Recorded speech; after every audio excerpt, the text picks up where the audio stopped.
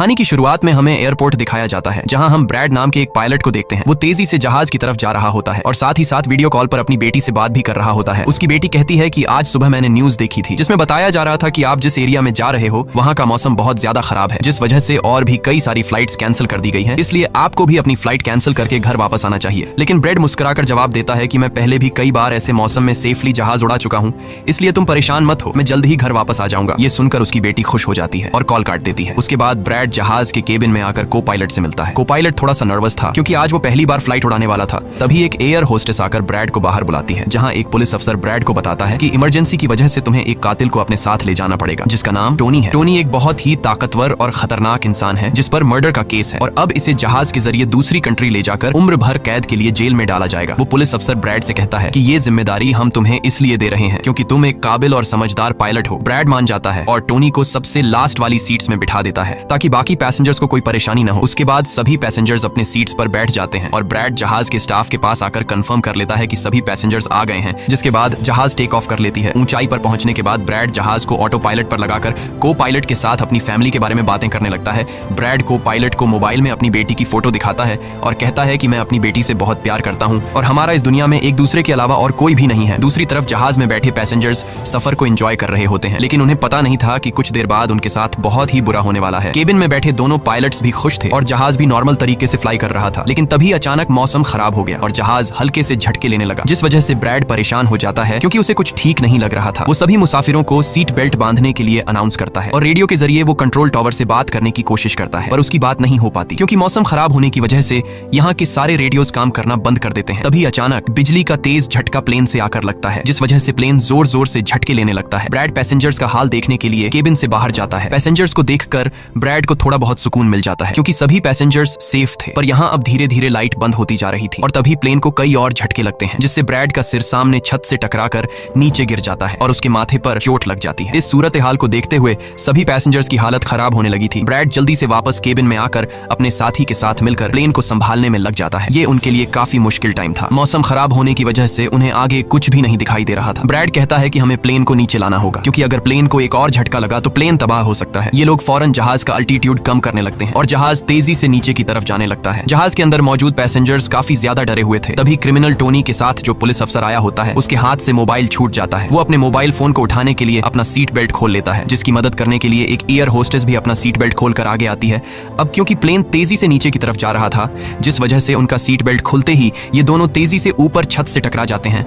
ये दोनों इतनी तेजी से छत से टकराते हैं कि उनकी तुरंत मौत हो जाती है। इतने में जहाज काफी कम अल्टीट्यूड पर आ जाता है और किसी तरह करके ये दोनों पायलट जहाज को कंट्रोल कर लेते हैं, लेकिन अब जहाज में ज्यादा पावर नहीं बची होती, इसलिए ब्रैड जहाज को एयरपोर्ट तक नहीं पहुंचा सकता था, जिस वजह से ब्रैड जहाज को नीचे लाकर समंदर में क्रैश लैंड करने का सोचता है। लेकिन तभी ये दोनों कुछ दूर एक आइलैंड देख लेते हैं, जिसके बाद ब्रैड जहाज की डायरेक्शन आइलैंड की तरफ कर लेता है और आइलैंड पर लैंड करने का फैसला करता है। कई मुश्किलों के बाद ब्रैड इस आइलैंड पर मौजूद एक रोड पर फाइनली इमरजेंसी लैंड कर लेता है। लकीली इस इमरजेंसी लैंडिंग में सभी पैसेंजर्स सही सलामत होते हैं और किसी को भी चोट नहीं आती। तभी जहाज में पीछे शॉर्ट सर्किट होता है, जिससे देखकर ब्रैड खुश हो जाता है क्योंकि जहाज में अभी भी थोड़ी बहुत बिजली बची हुई थी। सभी पैसेंजर्स के जहाज से उतरने के बाद एक एयर होस्टेस कैप्टन ब्रैड को बताती है कि क्रिमिनल टोनी को ले जाने वाला पुलिस अफसर मारा गया है और एक एयर होस्टेस भी मारी गई है। ये सुनकर ब्रैड बहुत ज्यादा मायूस हो जाता है। दूसरी तरफ एयरलाइन कंपनी का मालिक देखता है कि उसका एक जहाज अचानक गायब हो गया है क्योंकि उसने प्लेन को लैंड होते हुए नहीं देखा था और काफी देर से रेडियो खराब होने की वजह से उसका पायलट से कांटेक्ट भी नहीं हो पा रहा था। इसीलिए वो एयरलाइन कंपनी का मालिक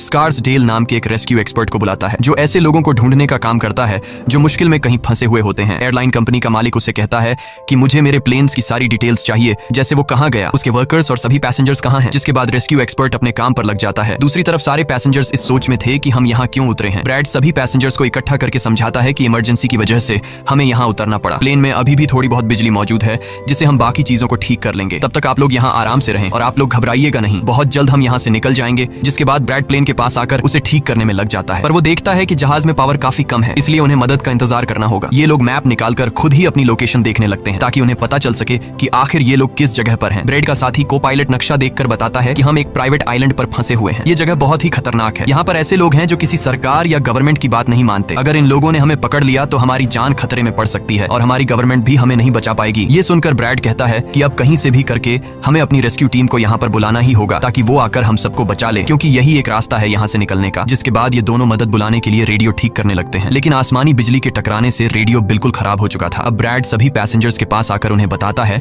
कि किसी खराबी की वजह से रेडियो काम नहीं कर रहा, लेकिन आप सब परेशान मत हो। ब्रैड उन्हें तसल्ली देता है कि हम आइलैंड के दूसरी साइड पर जाकर रेडियो को ढूंढेंगे और कंट्रोल टावर को अपनी लोकेशन बताकर रेस्क्यू टीम को यहाँ पर भेजने के लिए कहेंगे, जो आकर आप सब लोगों को बचा लेंगे। और यहाँ ब्रैड एक बहुत बड़ा कदम उठाता है। वो कहता है कि मेरे साथ टोनी जाएगा। ये कहकर वो टोनी की हथकड़ी खोल देता है। यहाँ ब्रैड जहाज के को-पायलट से कहता है कि तुम जहाज की पावर को रिपेयर करने के काम पर लग जाओ। मैं जल्द ही किसी भी कॉन्टैक्ट के जरिए रेस्क्यू टीम को यहाँ तक लाने की कोशिश करूंगा। जिसके बाद टोनी और ब्रैड रेडियो ढूंढने के लिए जंगल की तरफ निकल पड़ते हैं। रास्ते में टोनी ब्रैड को उस पर भरोसा करने के लिए थैंक्स कहता है। अब हम इस आइलैंड पर रहने वाले आतंकवादी ग्रुप को देखते हैं, जिनके पास एक आदमी दौड़ कर आता है और वो आदमी उस ग्रुप के लीडर को बताता है कि यहाँ आइलैंड पर एक प्लेन आकर रुका है इमरजेंसी की वजह से, और उसके अंदर बहुत सारे लोग हैं जो अलग अलग कंट्रीज से हैं। ये सुनकर ग्रुप का लीडर उस आदमी को कुछ पैसे देता है और ग्रुप का लीडर अपनी टीम से तैयार होने को कहता है। आइलैंड के जंगल में ब्रैड और टोनी आगे बढ़ रहे होते हैं। टोनी ब्रैड से पूछता है कि तुमने मुझे आजाद क्यों किया और अब मुझे कहाँ लेकर जा रहे हो। तब ब्रैड उसे कहता है क्योंकि मैं तुम्हारी वजह से सबको खतरे में नहीं डाल सकता और यहाँ एक खतरनाक आतंकवादी ग्रुप है जिसका मेरे साथ मिलकर तुम्हें सामना करना है। तब टोनी ब्रैड से कहता है कि मैं एक मिलिट्री बैकग्राउंड से हूँ और मैं यूएस मिलिट्री में कई साल ड्यूटी कर चुका हूँ। कुछ ही देर में पीछे से टोनी की आवाज आनी बंद हो जाती है। जब ब्रैड पीछे मुड़कर देखता है तो टोनी वहां नहीं था। वो ब्रैड से अपनी जान छुड़ाकर भाग चुका था और अब ब्रैड अकेले ही जंगल में आगे निकल पड़ता है। जंगल में आगे बढ़ते हुए ब्रैड एक खाली पड़ी फैक्ट्री में जाता है जहां वो एक टेलीफोन को ढूंढ लेता है, लेकिन वो पुराने जमाने का टेलीफोन खराब पड़ा हुआ था। जिसके बाद ब्रैड साइड पर लगे उस टेलीफोन के तार जोड़ने लगता है और टेलीफोन काम करने लग जाता है। ब्रैड जल्दी से कंपनी के हेल्पलाइन पर कॉल करता है। ब्रैड हेल्पलाइन को अपनी लोकेशन और सब कुछ बता देता है, लेकिन लाइन में कोई गड़बड़ी होने की वजह से सामने वाले इंसान तक उसकी आवाज ठीक से नहीं पहुंच रही होती, जिस वजह से हेल्पलाइन वाले ब्रैड की कॉल काट लेते हैं। तब ब्रैड को एक आइडिया आता है। वो अपनी बेटी को कॉल करता है और उसे अपनी लोकेशन और बाकी सारी चीजें एक पेपर पर लिखकर उसके ऑफिस तक पहुंचाने को कहता है। तभी बातचीत के दौरान पीछे से एक आदमी आकर ब्रैड पर हमला कर देता है, लेकिन ब्रैड उसे काफी मुश्किल से काबू कर लेता है और उस आदमी को मार मार कर बेहोश कर देता है। तभी ब्रैड को महसूस होता है कि एक और आदमी इस कमरे में आ रहा है, इसीलिए जल्दी से वो छिप जाता है। पर वो आदमी कोई और नहीं बल्कि टोनी था, जिसने बहुत सारे गुंडों को मारकर उनके हथियार ले लिए थे। और वो ब्रैड को आवाज देता है कि डरो मत, बाहर निकलो। फिर जब ब्रैड सामने आता है तो टोनी ब्रैड को एक बंदूक पकड़ा देता है उसकी हिफाजत के लिए। उसके बाद ये दोनों जब फैक्ट्री के नीचे वाले फ्लोर में आते हैं तो यहाँ उन्हें एक कैमरा मिलता है, कैमरा की रिकॉर्डिंग और वहाँ पड़े पासपोर्ट से इन्हें पता चलता है कि इस आइलैंड पर रहने वाले आतंकवादी लोगों को किडनैप करके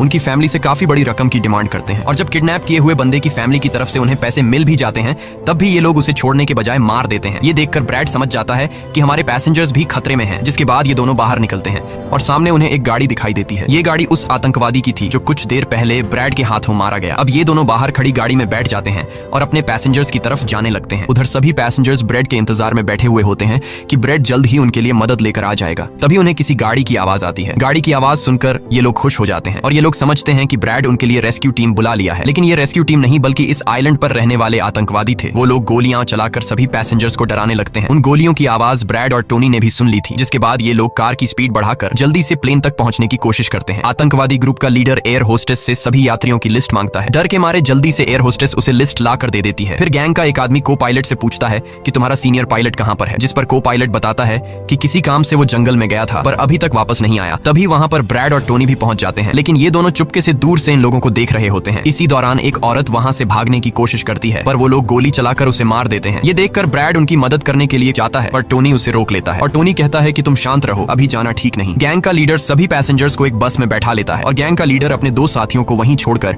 उनसे कहता है कि जाओ, जहाज के अंदर जो भी कीमती सामान है उसे ले आओ। जिसके बाद ये लोग सभी पैसेंजर्स को अपने अड्डे पर ले जाने लगते हैं। गैंग के जाने के बाद ब्रैड टोनी पर गुस्सा करने लगता है कि वो लोग हमारे पैसेंजर्स को ले गए और तुमने मुझे जाने ही नहीं दिया। जिस पर टोनी उसे समझाता है कि वो लोग काफी ज्यादा थे, अगर तुम चले भी जाते तो इतनी बड़ी आर्मी से अकेले नहीं लड़ पाते। अब ये दोनों प्लेन की तरफ बढ़ने लगते हैं और उन दोनों गुंडों को पकड़ लेते हैं जो प्लेन से कीमती सामान चुरा रहे थे। ब्रैड गन पॉइंट पर उनसे पूछता है कि तुम्हारा लीडर पैसेंजर्स को कहां पर लेकर गया होगा, जिस पर वो बताता है कि यहाँ से कुछ दूर हमारा एक अड्डा है और वो सब वहीं गए होंगे। दूसरी तरफ ब्रैड की बेटी रेस्क्यू एक्सपर्ट के पास ब्रैड का लिखवाया हुआ पेपर दे देती है, जिस पर प्लेन का लोकेशन और सारी जानकारी लिखी गई होती है। रेस्क्यू एक्सपर्ट सैटेलाइट की मदद से प्लेन की लोकेशन का पता लगा लेता है। उन्हें पता चल जाता है कि प्लेन एक आइलैंड पर फंसा हुआ है और उन्हें यह भी पता चल जाता है कि इस आइलैंड पर एक खतरनाक आतंकवादी ग्रुप है। इसके बाद वो रेस्क्यू ऑफिसर अपनी एक प्राइवेट आर्मी के कैप्टन को कॉल करता है और उसे ये सारी सिचुएशन समझाकर उस आइलैंड पर जाने को कहता है। प्राइवेट आर्मी का कैप्टन मान जाता है और अपने साथियों के साथ एक पैसों का भरा हुआ बैग और कई सारे वेपन्स के बैग गाड़ी में लोड करके उस आइलैंड पर जाने के लिए रेडी हो जाते हैं। दूसरी तरफ ब्रैड देखता है कि उन आतंकवादियों के ले जाने से पहले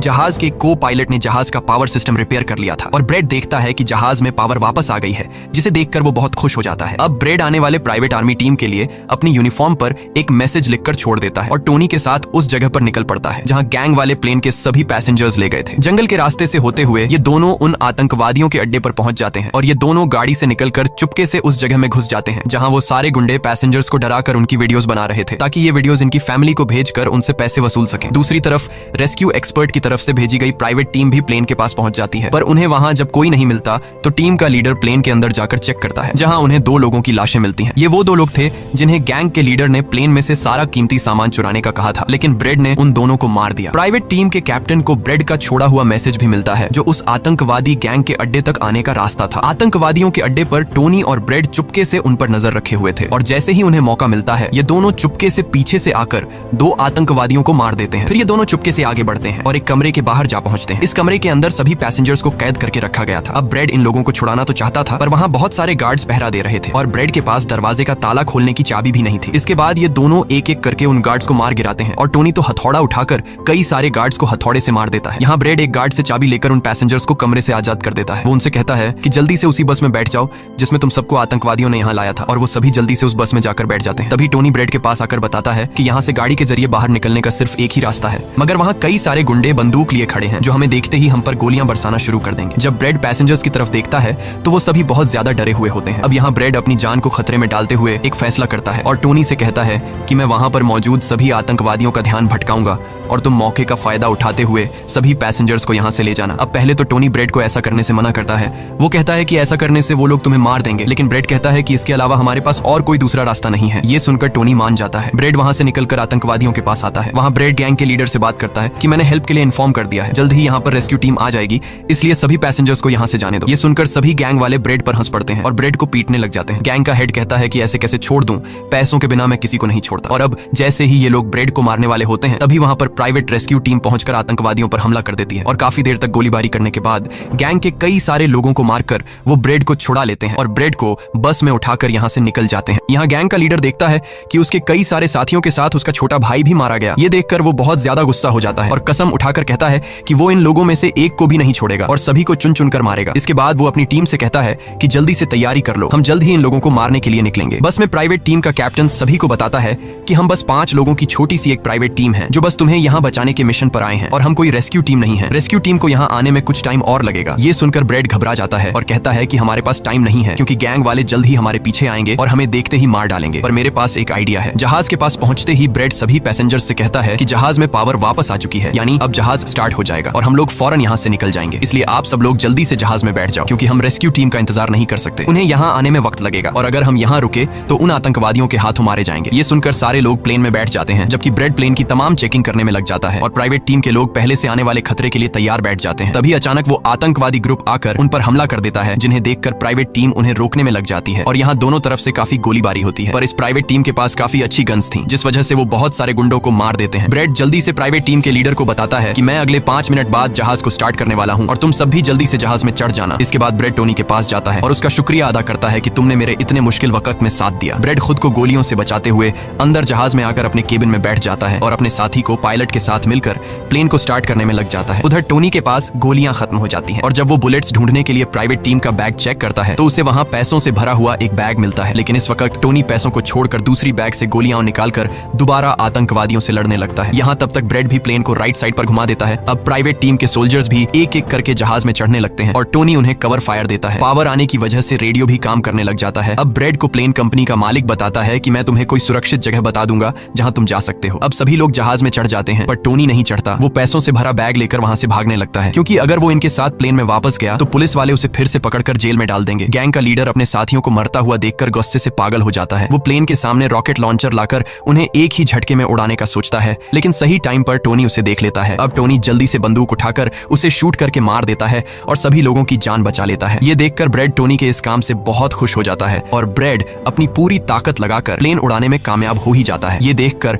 टोनी सभी पैसेंजर्स और ब्रेड के लिए खुश होता है और पैसों का भरा हुआ बैग लेकर जंगल की तरफ भाग जाता है। ब्रेड जहाज को इस आइलैंड से दूर ले जाता है और जहाज का मालिक उसे एक एयरपोर्ट के बारे में बताता है जहां ये लोग जा सकते थे, जो अब इनके काफी करीब था। ब्रेड एयरलाइन कंपनी के मालिक की बताई हुई जगह की तरफ जहाज को ले जाता है, लेकिन तभी एक बार फिर जहाज के इंजन में आग लग जाती है और जहाज तबाह होने लगता है। इसलिए ब्रेड दोबारा से इमरजेंसी वार्निंग ऑन करता है और धीरे धीरे जहाज को नीचे रनवे पर लाने की कोशिश करता है। फाइनली बड़ी मुश्किल के बाद ब्रेड जहाज को रनवे पर उतार देता है और सब लोगों की जान बच जाती है। ब्रेड और उसका साथी को पायलट काफी खुश हो जाता है। जाते हैं। उधर प्लेन कंपनी का मालिक और उसकी टीम भी बेहद खुश थी। अब ब्रेड पैसेंजर्स का हाल देखने के लिए पीछे जाता है तो वो देखता है कि सभी पैसेंजर्स सेफ हैं और ये देखकर उसके दिल को सुकून मिल जाता है। वहाँ खड़े सभी पैसेंजर्स ब्रेड के लिए तालियां बजाने लगते हैं और ब्रेड का शुक्रिया अदा करते हैं। कुछ ही देर में वहाँ उनके लिए रेस्क्यू टीम भी आ जाती है, जिसे देखकर सभी पैसेंजर्स खुश हो जाते हैं। यहाँ ब्रेड सभी पैसेंजर्स को रेस्क्यू टीम के साथ भेज देता है और कैप्टन फाइनली सुकून की सांस लेते हुए जहाज की सीढ़ियों पर बैठकर अपनी बेटी से कॉल पर बात करता है। इसी के साथ ये कहानी खत्म हो जाती है। अगर आपको वीडियो अच्छी लगी हो तो हमारे चैनल को सब्सक्राइब और वीडियो को लाइक जरूर कीजिएगा।